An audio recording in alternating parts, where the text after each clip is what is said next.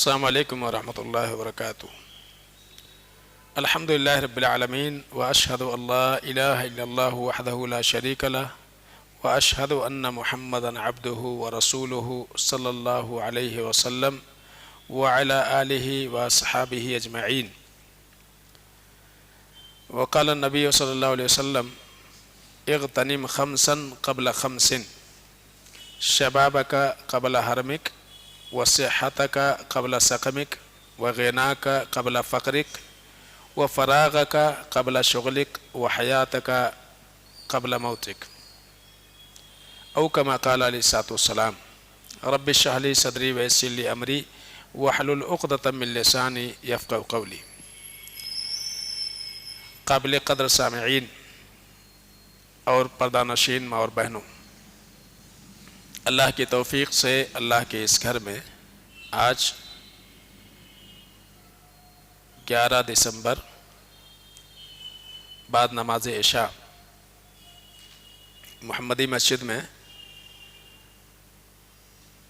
ایک کتاب جو ڈاکٹر عبدالرزاق بن عبد المحسن البدر رحمہ اللہ کی ہے، ایک چھوٹا سا بہت تقریباً 30 صفحے پر مشتمل ایک چھوٹا سا رسالہ ہے من وصایا السلفی للشباب، کہ سلف صالحین کا وصیتی پیغام نوجوان ملت کے نام۔ اس کتاب میں ہمارے اسلاف سلف صالحین جن کو ہم کہتے ہیں، ہمارے سلف جو گزر چکے، صحابہ، تابعین، تبع تابعین اور علماء اہل سنہ جو بھی اس دنیا سے چلے گئے، ان کی وصیتیں تقریباً 15 وصیتیں اس کتاب میں درج ہیں۔ وصیت ہم جانتے ہیں کہ ایک مرنے والا شخص کسی کام کے کرنے کا حکم دیتا ہے جو اس کے نزدیک بڑا اہم ہوتا ہے، اسی کو ہم وصیت کہتے ہیں عام طور سے۔ یا یہ کہا جائے کہ کوئی بھی شخص آخری نصیحت کرے، بالکل وہی کہلاتی ہے وصیت۔ تو علماء کے تجربات اور انہوں نے اپنی تجربات کی روشنی میں جس طرح سے انہوں نے زندگی گزارا، جو کچھ انہوں نے دیکھا، اس کے اعتبار سے انہوں نے ہم نوجوانوں کے لیے یا عام لوگوں کے لیے کچھ نصیحتیں انہوں نے کی ہیں جن کو وصیت سے تعبیر کیا گیا ہے۔ یہی ہم دیکھیں گے اور اللہ سے دعا کریں کہ العالمین سلف کے نقش قدم پر ہم سب کو چلنے کی توفیق عطا فرمائے۔ ہم اور آپ اس بات سے بخوبی واقف ہیں کہ انسانی زندگی میں سب سے اہم مرحلہ کون سا ہے؟ جوانی کا۔ انسانی زندگی پر 3 مرحلے گزرتے ہیں، ایک ہمارا بچپنا ہے، دوسرا جوانی ہے اور تیسرا بڑھاپا۔ ٹھیک ہے؟ تو اس پوری زندگی میں سب سے اہمیت کا حامل جو عمر ہمارا ہوتا ہے وہ کون سا ہے؟ جوانی کا ہے۔ اس لیے اسلام نے خاص طور سے جوانی کا جو مرحلہ ہے اس پر بڑی توجہ دی ہے، اس لیے کہ جوانی میں انسان طاقتور ہوتا ہے، مضبوط ہوتا ہے، سننے، سمجھنے، بولنے، کرنے، پھرنے، چلنے پھرنے، بھاگ دوڑ کرنے کی صلاحیت اس کی کیا ہوتی ہے؟ مضبوط ہوتی ہے۔ دینی اعتبار سے، دنیاوی اعتبار سے، ہر اعتبار سے نوجوان جس بھی میدان میں کام کرے اس کو ترقی ملتی ہے۔ تو جوانی کا جو مرحلہ ہے اسلام میں اس کی بڑی اہمیت ہے، اس لیے کہ انسان جب بڑھاپے کی عمر میں آ جاتا ہے، کمزور ہو جاتا ہے، اس کی قوت سماعت کمزور ہو جاتی، بلکہ دیکھنے کی جو ہے صلاحیت بھی کمزور ہو جاتی ہے، آنکھیں کمزور ہو جاتی ہیں، کچھ کرنا بھی چاہتا ہے تو بدن ساتھ نہیں دیتا ہے، طاقت جو ہے اس کا جو ہے ساتھ نہیں دیتی ہے، لیکن جوانی کی عمر میں آپ جو ہے بھاگ سکتے ہیں، دوڑ سکتے ہیں، محنت کر سکتے ہیں، کوئی حرج نہیں ہے۔ لیکن آج جس دور سے ہم گزر رہے ہیں، عمومی طور سے ہم یہ دیکھتے ہیں کہ نوجوان طبقہ اپنے اس جوانی کے عمر کو، اس کی اہمیت کو سمجھ ہی نہیں رہا ہے۔ ہمارے نوجوان ضائع ہو رہے ہیں، بلکہ اپنا بہت سارا وقت برباد کر دے رہے ہیں۔ کس میں؟ نیٹ کے اوپر، گوگل کے اوپر، موبائل پر، یا اسی طرح سے ہوٹلوں میں دوست و احباب سے بات چیت کرنے میں، مٹر گشتی میں۔ بلکہ رات میں 2-2 3-3 بجے تک آپ نوجوانوں کو گلیوں میں کھڑے ہوئے دیکھیں گے۔ لوگ جب فجر کی نماز کو آتے ہیں تو یہ نوجوان بسترے پر جاتے ہیں، رات بھر جاگتے ہیں، لیکن وہیں مسجد کے قریب بیٹھ کر کے پوری رات گزاریں گے۔ نماز کے وقت جب لوگ نماز کو آتے ہیں یہ لوگ سونے جاتے ہیں، پھر ان کی صبح ہوتی ہے 12 بجے۔ یہ تو حال ہے عمومی طور سے ہمارے نوجوانوں کا، الا ماشاء اللہ۔ تو خاص طور سے اللہ کے نبی جناب محمد مصطفیٰ صلی اللہ علیہ وسلم کی سیرت، آپ کے احادیث پر اگر ہم غور کرتے ہیں تو اللہ کے رسول صلی اللہ علیہ وسلم نے خاص طور سے نوجوانوں کے تعلق سے بڑی بڑی اہم نصیحتیں اللہ کے نبی صلی اللہ علیہ وسلم نے فرمائی ہیں۔ بلکہ آپ صلی اللہ علیہ وسلم نے خصوصی طور سے جوانی کے اوقات کو صحیح راستے میں استعمال کرنے کی ترغیب دی، اور جوانی کو برباد کرنے سے اللہ کے نبی صلی اللہ علیہ وسلم نے منع کیا ہے۔ حضرت عبداللہ ابن عباس رضی اللہ تعالیٰ عنہ راوی ہے، اللہ کے رسول صلی اللہ علیہ وسلم کے تعلق سے کہتے ہیں کہ اللہ کے نبی صلی اللہ علیہ وسلم نے ایک نوجوان کو دیکھا اور آپ نے اس نوجوان کو نصیحت فرمائی۔ آپ نے کہا اغتنم خمسن قبل خمسن، کہا کہ اے جوان 5 چیزوں سے فائدہ اٹھا لو اس سے پہلے کہ 5 چیزیں آ جائیں۔ 5 چیزیں آ جائیں اس سے پہلے 5 چیزیں جو ہیں ابھی تمہارے پاس، اس سے تم فائدہ اٹھا لو۔ پھر اللہ کے نبی صلی اللہ علیہ وسلم نے، یہ نبی صلی اللہ علیہ وسلم کا طریقہ تھا کہ آپ صلی اللہ علیہ وسلم بعض نصیحتیں گنتیوں میں کرتے تھے، اس لیے کہ یہ یاد کرنا آسان ہوتا ہے۔ آپ نے 5 باتیں کہیں تو کم سے کم 2-4 تو یاد ہی رہیں گے۔ تو آپ صلی اللہ علیہ وسلم کا یہ طریقہ تھا۔ تو آپ نے کہا کہ 5 چیزوں سے فائدہ حاصل کر لو اس سے پہلے کہ 5 چیزیں آ جائیں۔ ان میں سے اللہ کے نبی صلی اللہ علیہ وسلم نے پہلی چیز ذکر کی، شبابک قبل حرمک، اپنے جوانی سے فائدہ اٹھا لو اس سے پہلے کہ جوانی بڑھاپے میں تبدیل ہو جائے۔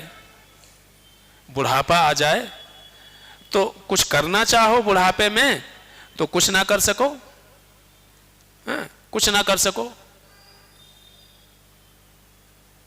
فارسی کا شاعر ہے، وہ کہتا ہے کہ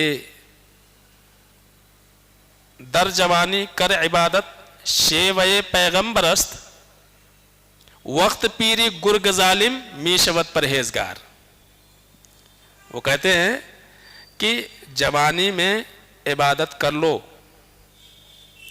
یہ انبیاء کا طریقہ رہا ہے۔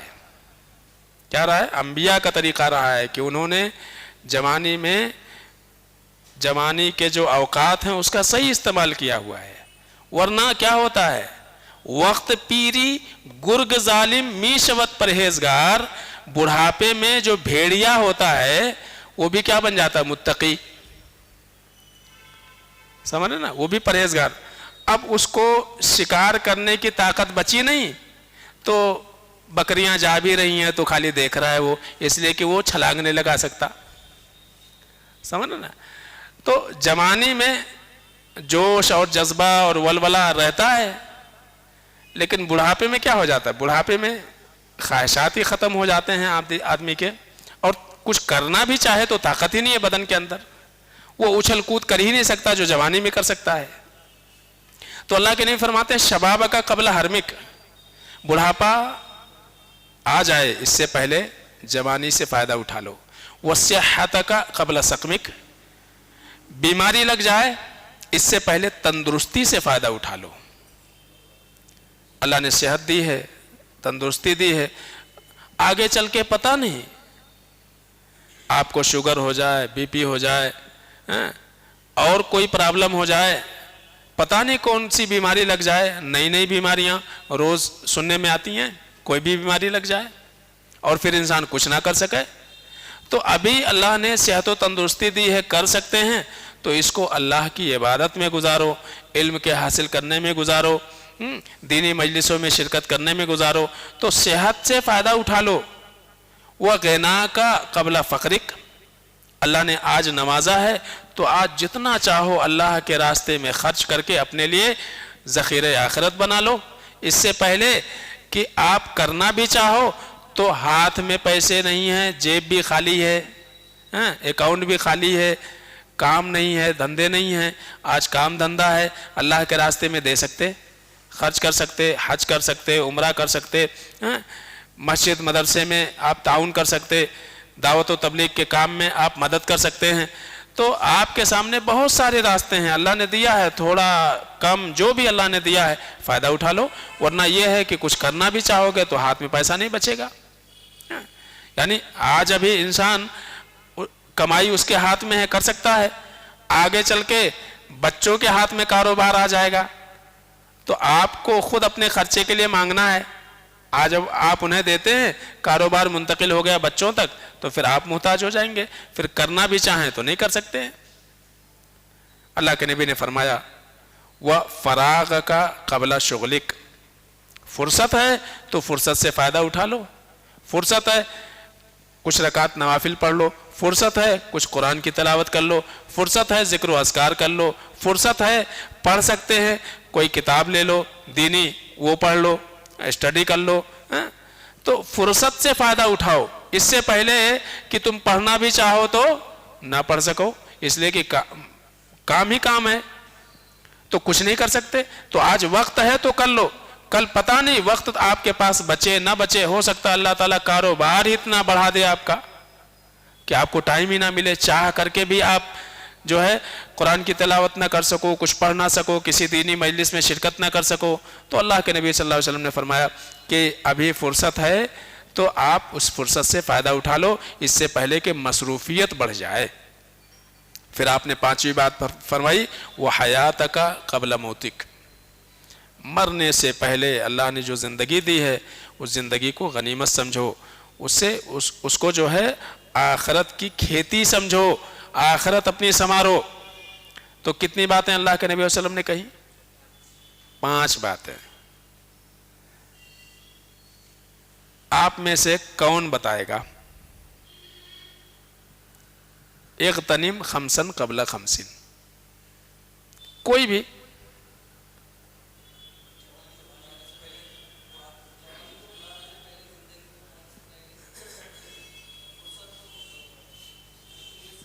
جی جزاک اللہ خیر۔ غنا کو فقیری سے پہلے، اور ایک رہ گئی،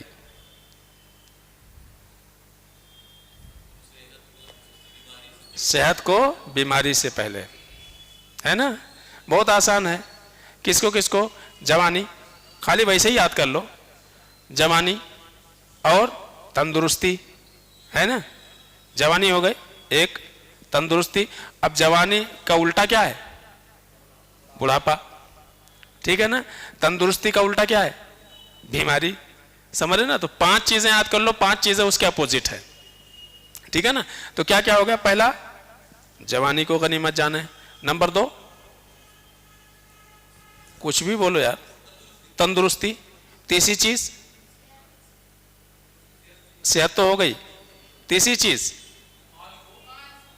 ہاں مال کو، چلو تیسری ہو گئی مال، دولت کو، اس سے پہلے کہ آپ کے پاس دولت ہی نہ بچے، اچھی بات ہے۔ اس کے بعد چوتھی چیز وقت، فرصت کے اوقات، ٹھیک ہے نا؟ فرصت، اور آخری 5ویں زندگی، پوری زندگی. ٹھیک ہے. اب یہاں دیکھیے یہ 5 چیزیں ہو گئی، یاد رہے کم سے کم، اللہ توفیق دے سب کو. یہاں قابل غور نقطہ یہ ہے کہ حیاتک قبل موتک، زندگی کو غنیمت سمجھو موت کے آنے سے پہلے.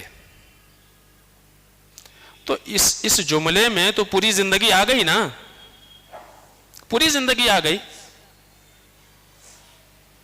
لیکن خصوصی طور سے اللہ کے نبی صلی اللہ علیہ وسلم نے جوانی کو الگ سے ذکر کیا. اس سے پتہ چلا کہ جوانی کی اہمیت ہے. بچپنے کا ذکر نہیں ہوا، جوانی کا ذکر ہوا. تو آپ نے کہہ دیا زندگی کو موت سے پہلے، تو زندگی تو بچپن سے لے کر کے اور بڑھاپے تک پوری زندگی ہے. مکمل زندگی کا تو ذکر اللہ کے نبی نے کر ہی دیا. لیکن اس مکمل زندگی میں سے ایک مرحلہ جو درمیانی ہے، جو سب سے اہم ہے، شباب کا قبل حرمک، جوانی کو بڑھاپے سے پہلے، اس کو خاص طور سے اللہ کے نبی صلی اللہ علیہ وسلم نے ذکر کیا. حالانکہ بات پوری ہو گئی تھی نا، ایک جملے میں بات پوری ہو گئی تھی، پوری زندگی کو غنیمت سمجھو موت سے پہلے. لیکن خاص طور سے جوانی کا تذکرہ اللہ کے نبی صلی اللہ علیہ وسلم نے کیا. اس سے پتہ یہ چلتا ہے کہ اللہ کے نبی صلی اللہ علیہ وسلم اس کو کتنا اہمیت دیتے تھے، جوانی کی عمر کو. اور خاص طور سے آپ صلی اللہ علیہ وسلم گویا کہ نوجوانوں کو بیدار کر رہے ہیں کہ ذرا اس عمر کو سمجھو، بہت ہی اہم عمر ہے، اس کو سمجھو اور اس میں لاپرواہی مت برتو. عبداللہ بن مسعود رضی اللہ تعالیٰ عنہ والی روایت بہت مشہور ہے، بار بار سنتے رہتے ہیں. اللہ کے نبی علیہ وسلم نے کیا فرمایا؟ لا تزول قدم ابن آدم یوم القیامت من عند ربی حتی یسأل عن خمسین، کہ قیامت کے دن کسی بھی بندے کا قدم اللہ کے سامنے سے ہٹ نہیں سکے گا. یعنی کوئی بھی اللہ کے سامنے ایک مرتبہ کھڑا کر دیا گیا تو وہ ہٹے گا نہیں جب تک کہ 5 چیزوں کے بارے میں اللہ پوچھ نہیں لے گا، سوال نہیں کر لے گا. پہلی بات آپ صلی اللہ علیہ وسلم نے فرمائی، عمر کے بارے میں سوال ہوگا. کس کے بارے میں؟ عمر، یعنی زندگی کے بارے میں سوال ہوگا، عمر کے بارے میں، پوری عمر. پھر ذکر کیا شباب، جوانی کے بارے میں سوال ہوگا. اب عمر میں تو جوانی شامل ہے نا، پوری عمر کا سوال، جوانی کا سوال، مال کا سوال، جو اللہ کے نبی نے کہا کہ وَغِنَاكَ قَبْلَ فَقْرِكَ، وہی چیز ہے. مال کا سوال ہوگا، کہاں سے کمایا، کہاں خرچ کیا. اور وَمَاذَا عَمِلَ فِيمَا عَلِمَا، جو کچھ سیکھا تھا عمل کتنا کیا، جو کچھ سیکھا تھا عمل کتنا کیا. تو یہاں قابل غور یہ ہے کہ قیامت کے دن 2 سوال ہوں گے. قیامت کے دن کتنے سوال ہوں گے؟ 2. ایک سوال جو ہوگا وہ پوری زندگی سے متعلق ہوگا، ایک سوال پوری زندگی سے متعلق، اور ایک سوال جو ہوگا صرف جوانی کے بارے میں. اہم ہے کہ نہیں ہے؟ بھائی پوچھ لیے آپ کی زندگی کیسے گزری، ہو گیا اس میں آدمی بچپنا بھی بتا دے گا، جوانی بھی بتا دے گا، بڑھاپا بھی بتا دے گا. لیکن خاص طور سے اللہ پھر پوچھے گا جوانی کیسے گزری. عمر تو ہو گئی، سمجھ میں آ گئی بات، جوانی کیسے گزارا. تو پتہ ہی چلا کہ اللہ کے نزدیک بھی جوانی کی بڑی اہمیت، اللہ نے دی ہے جوانی، تو اس کی بڑی اہمیت ہے. تو اس سے پتہ یہ چلتا ہے کہ سلف اور خاص طور سے اللہ کے نبی جناب محمد مصطفیٰ صلی اللہ علیہ وسلم کتنا اہتمام کرتے تھے نوجوانوں کا. خاص طور سے آپ دیکھیے، اور آپ صلی اللہ علیہ وسلم باقاعدہ آپ نے صحابہ کو بھی وصیت فرمائی کہ نوجوانوں پر خصوصی توجہ دینا. آگے آئے گی باتیں. اللہ کے رسول صلی اللہ علیہ وسلم نے صحابہ کی بھی تربیت ایسے کی کہ جو ہے نوجوانوں کی تربیت پر خصوصی توجہ دینا. اس لیے کہ جو جوانی کا عمر ہوتا ہے یا جو نوجوان ہوتے ہیں وہ سب سے زیادہ محبت کے محتاج ہوتے ہیں، وہ اہل علم کی قربت کے محتاج ہوتے ہیں. ایسا نہ ہو کہ جوان بے راہ روی کا شکار ہو جائے. کسی بھی امت کے ترقی میں سب سے بڑا ہاتھ کس کا ہوتا ہے؟ نوجوانوں کا ہاتھ ہوتا ہے. نوجوانوں کا ہاتھ ہوتا ہے امت کی ترقی میں. لہذا صحابہ خاص طور سے، چونکہ اللہ کے نبی صلی اللہ علیہ وسلم نے وصیت فرمائی تھی، اس لیے صحابہ کا معاملہ دیکھیے کہ وہ نوجوانوں کی ہمت افزائی کیسے کرتے تھے اور کتنا خوش ہوتے تھے نوجوانوں کو دیکھ کر کے. میں ایک واقعہ بیان کروں. ابو سعید خدری رضی اللہ تعالیٰ عنہ، حضرت ابو سعید خدری رضی اللہ تعالیٰ عنہ جب بھی کسی نوجوان کو دیکھتے تھے کہ ان کے پاس آ رہا ہے تو وہ استقبال کرتے تھے اس کا خوش ہو کر کے، اور کہتے تھے مرحباً بوصیت رسول اللہ صلی اللہ علیہ وسلم. کہتے تھے آپ لوگ اللہ کے نبی صلی اللہ علیہ وسلم کے وصیت کردہ لوگ ہیں، یعنی آپ لوگوں کے لیے ہمارے نبی نے وصیت کی ہے، خوش آمدید ہو آپ لوگوں کا، آئیے. اور کہتے تھے اوصانا رسول اللہ صلی اللہ علیہ وسلم ان نوسع لکم فی المجلس. اللہ کے نبی صلی اللہ علیہ وسلم نے ہم کو وصیت کی تھی کہ جب بھی تمہاری مجلس میں نوجوان آئیں تو ان کے لیے اپنی مجلسیں کشادہ کر لیا کرو، یعنی ان کو موقع دو بیٹھنے کا، تمہارے قریب تمہیں سننے کا ان کو موقع دو. تو کہا کہ ہمارے نبی نے ہم کو یہ وصیت فرمائی. اور کیا کہا؟ ان نفہمکم الحدیث، ہمارے نبی نے ہم کو وصیت فرمائی تھی کہ ہم تمہیں حدیث سکھلائیں سمجھائیں. یہ ہمارے نبی نے ہم کو وصیت کی. کیوں؟ فإنکم خلوفنا، اس لیے کہ تم ہی لوگ ہمارے جانشین ہو، ہم تو چلے جائیں گے اس دنیا سے. اب ہمارے بعد نبی رحمت صلی اللہ علیہ وسلم کی باتیں لوگوں تک کون پہنچائے گا؟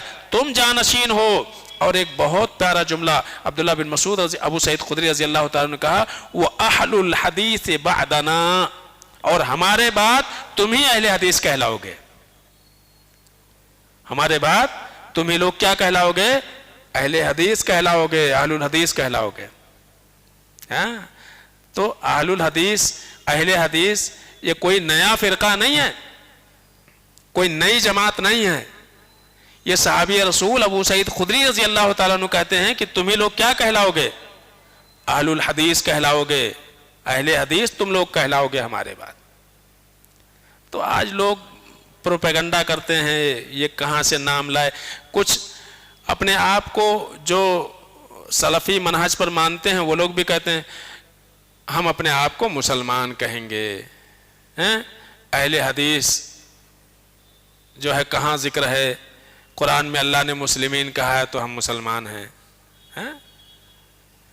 قرآن کیا صحابہ سے زیادہ سمجھدار ہو گئے تم؟ صحابہ کہہ رہے ہیں فَإِنَّكُمْ خُلُوفُنَا، تم ہمارے جانشین ہو، وہ اہل الحدیث بعدنا، اور ہمارے بعد تم ہی اہل حدیث ہو، ہمارے بعد تم ہی لوگ اہل حدیث کہلاؤ گے. اور نوجوانوں سے خاص طور سے کہتے تھے یبن اخی، اے ہمارے بھتیجو، اذا شککت فی شیء فسألنی حتی تستیقنا، کہا کسی بھی مسئلے میں اگر تمہیں شک ہو، علم نہ ہو، فسألنی، ہم سے پوچھو، ہم کو برا نہیں لگے گا. کتنا پوچھو؟ جب تک کہ اس مسئلے پر تمہیں مکمل علم نہ ہو جائے. پوچھو، سوال کرو، جو بھی چاہو، جس بھی مسئلے میں تمہیں شک ہے تو پوچھو، حتی تستیقنا، یہاں تک کہ تمہیں اس مسئلے کا یقینی علم حاصل ہو جائے. اور کہتے تھے فَإِنَّكَ إِن تَنصَرِفْ عَلَى الْيَقِينِ أَحَبُّ إِلَيَّ مِنْ أَن تَنصَرِفَ عَلَى الشَّكِّ. کہتے تھے کہ مجھے بڑا اچھا لگے گا کہ تم جب ہمارے پاس سے نکلو، ہماری مجلس سے نکلو تو تم کو یقینی علم ہو، یقینی علم ہو. ایسا نہ ہو کہ ہاں صاحب بولے تھے، پتہ نہیں یہ بولے تھے کہ وہ بولے تھے، سمجھ رہے نا. تو کہتے ہیں کہ مجھے یہ پسند ہے کہ تم یہاں سے جب نکلو ہمارے پاس سے تو تمہارے پاس یقینی علم ہو، بنسبت اس کے کہ تم یہاں سے باہر جاؤ اور شک میں پڑے رہو، پتہ نہیں صحابی رسول ابو سعید خدری رضی اللہ تعالیٰ نے کیا بولا تھا، اس کو جائز کہا تھا کہ ناجائز کہا تھا، اس کو حلال کہا تھا کہ اس کو حرام کہا تھا. تو کہتے ہیں جب تک یقین نہ ہو جائے تب تک پوچھو، سوال کرو. یہاں تک کہ آپ دیکھیے ایسی بہت ساری وصیتیں سلف کی ہمارے سامنے آئیں گی.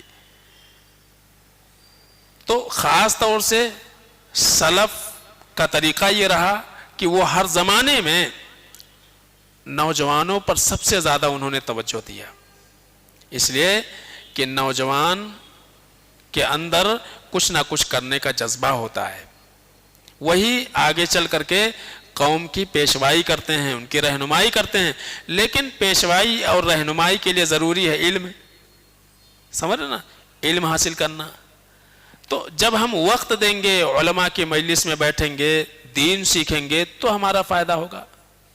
تو یہ جو ہے کتاب یا وصیتیں شروع ہونے سے پہلے مقدمہ تھا، دیباچہ تھا کہ ہم کو کیوں سیکھنا چاہیے یا یہ کتاب کیوں بتائی جا رہی، اس لیے کہ اللہ کے رسول صلی اللہ علیہ وسلم نے وصیت فرمائی نوجوانوں کے تعلق سے، پیغام ہے اللہ کے نبی صلی اللہ علیہ وسلم کا۔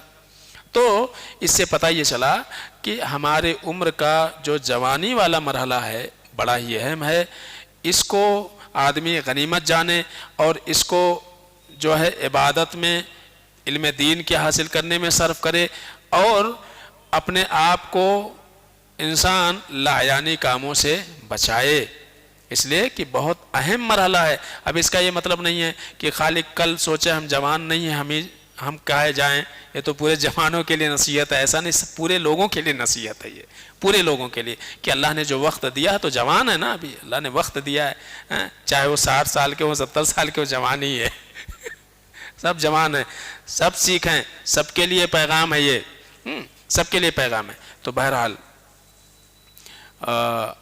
قبل اس کے کہ میں وصیتیں شروع کروں، کل سے انشاءاللہ پڑھیں گے کہ ہمارے سلف نے ہم کو کیا وصیت کی ہے، تو وہ انشاءاللہ ہم کل سے پڑھیں گے کہ ہمارے سلف اپنے جوانی کو کیسے گزارتے تھے اور انہوں نے ہم کو کیا پیغام دیا ہے۔